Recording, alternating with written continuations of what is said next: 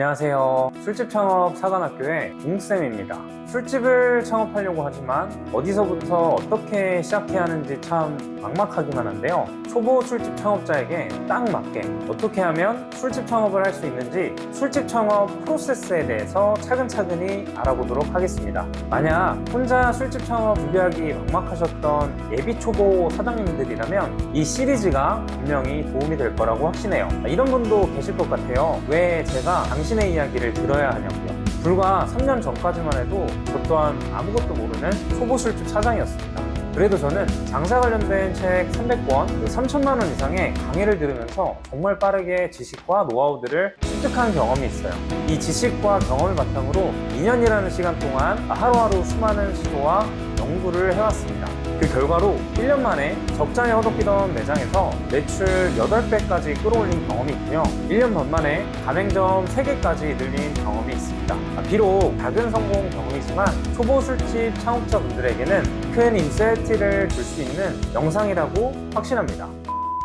자, 그럼 이제 시리즈물 중 첫 번째 주제인 초보도 술집을 창업할 수 있는지, 그리고 술집 창업을 절대 하지 말아야 할 3가지 유형에 대해서 알아보도록 하겠습니다. 제가 평소에 가장 많이 듣는 질문 중에 하나가요, 초보도 창업할 수 있나요? 라는 말인데요. 술집은 음식점 창업과는 완전히 달라요. 음식점은 맛있는 음식을 먹으러 가는 곳인데, 그래서 당연하게도 음식점은 음식의 맛과 퀄리티가 가장 중점이 돼야 하는 곳입니다. 이를 위해서 당연히 요리에 대한 지식과 많은 경험이 필요하겠죠. 하지만 술집은 달라요. 술집은 안주의 퀄리티도 분명히 중요하지만 술집은 술 마시는 분위기를 만들어서 파는 곳입니다. 즉, 고객들이 사랑하는 사람들과 함께 이야기 나누는 시간을 보낼 수 있게 그 공간을 판매하는 사업이라는 겁니다. 그래서 요리 좀 한다고 술집에서 다 성공한다는 공식이 성립되지 않는 거예요. 술집은 음식 외에 나머지 요소가 매우 중요한 사업입니다.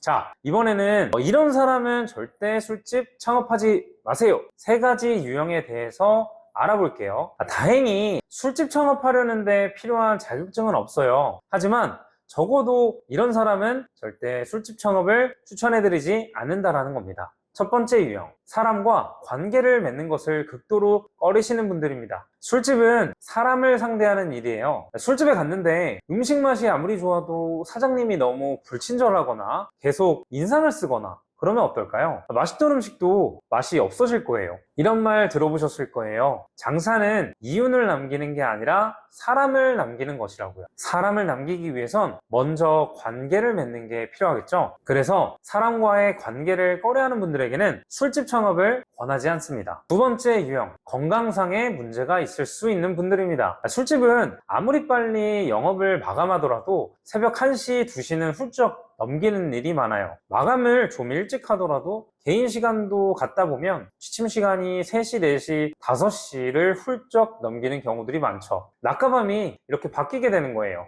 그런데 평소 건강에 문제가 있으시거나 지병이 있으신 분들에게는 이런 리듬이 좀 맞지 않을 수가 있어요. 아무리 술집으로 돈을 많이 벌어도 몸이 건강하지 않으면 그게 무슨 소용이 있겠어요? 이러한 이유로 건강상의 문제가 있으신 분들에게는 절대 술집 창업을 권하지 않습니다. 자, 3번째 유형은 술 마시는 걸 극도로 싫어하시는 분들이에요.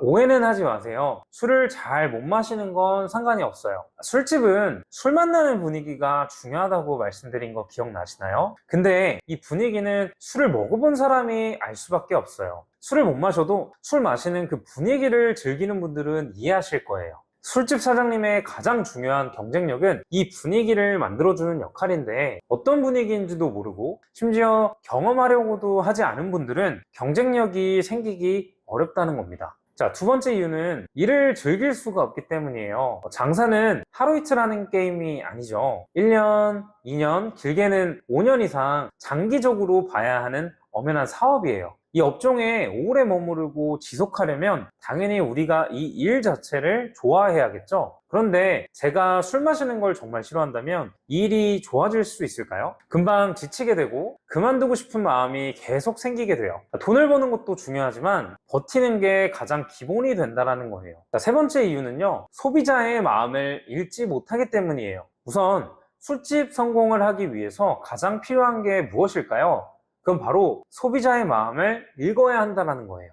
제가 아무리 좋아한다고 상대방도 좋아할까요? 사람들의 취향은 다양하기 때문에 그렇지 않을 겁니다. 즉, 우리가 팔고 싶은 게 아니라 소비자가 좋아할 만한 걸 팔아야 한다는 거예요. 그러기 위해선 우리가 당연히 술을 즐기고 적어도 즐기기 위한 노력이 최소한 필요하다는 겁니다. 그래야 그들의 입장이 돼보고 그들이 무엇을 좋아할지, 어떻게 하면 좋아할지를 알게 되는 거죠. 이게 곧 고객 만족으로 이어지게 되는 겁니다. 자, 오늘은 술집 창업 초보도 창업할 수 있는지, 그리고 술집 창업하지 말아야 할 3가지 유형에 대해서 알아보았는데요. 앞으로도 술집 창업과 관련하여 좋은 영상으로 찾아뵙도록 하겠습니다. 저희 술집 창업 사관학교 TV 많이 사랑해 주시고요. 좋아요와 댓글, 구독 부탁드립니다. 지금까지 술집 창업 사관학교 TV의 옹쌤이었습니다. 감사합니다.